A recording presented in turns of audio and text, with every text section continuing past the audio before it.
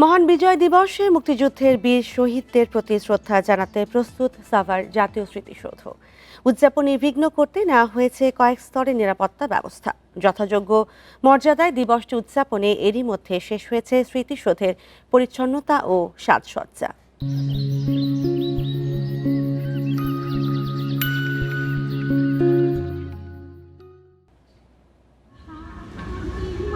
মহান বিজয় দিবস উদযাপনের অপেক্ষায় দেশ। জাতির শ্রেষ্ঠ সন্তানদের শ্রদ্ধাভরে স্মরণ করবে সর্বস্তরের মানুষ। লাখো জনতার শ্রদ্ধা ভালোবাসায় ফুলে ফুলে ভরে উঠবে জাতীয় স্মৃতিসৌধের বেদি। পরিচ্ছন্নতা ও সৌন্দর্য বর্ধনের কাজ শেষে প্রস্তুত জাতীয় স্মৃতিসৌধ। ধোয়া মোছা শেষে সব জায়গায় পড়েছে রংতুলির আঁচড়। বাহারি ফুলে রঙিন হয়েছে স্মৃতিসৌধের সবুজ চত্বর।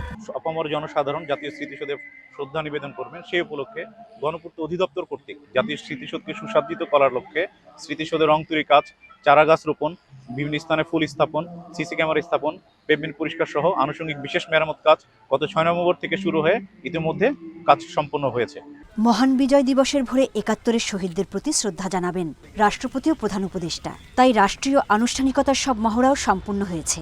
উদযাপনের নিরাপত্তা নিশ্চিতে সিসিটিভি ক্যামেরার আওতায় আনা হয় পুরো এলাকা। সেই সাথে বাড়ানো হয়েছে গোয়েন্দা নজরদারি।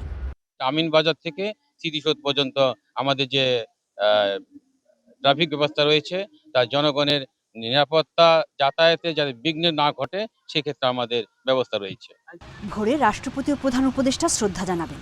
এর পরপরই স্মৃতিসৌধ এলাকা সর্বসাধারণের জন্য উন্মুক্ত করে দেয়া হবে। Independent news.